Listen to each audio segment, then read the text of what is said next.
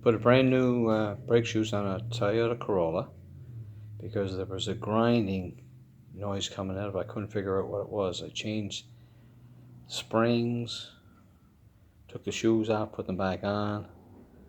That didn't solve the problem. The problem was this. When you buy new shoes, there's a coating on them, I think.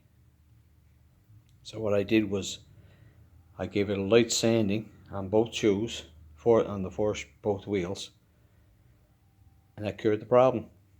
So when you buy new shoes, I'm sure it's for any vehicle, you should always sand them down. This is the older shoe. Give them a light sanding, and that'll cure your grinding problem. When I back up, it would grind. When I'd stop at the stop sign, it would grind. So hopefully that helps somebody. Thanks.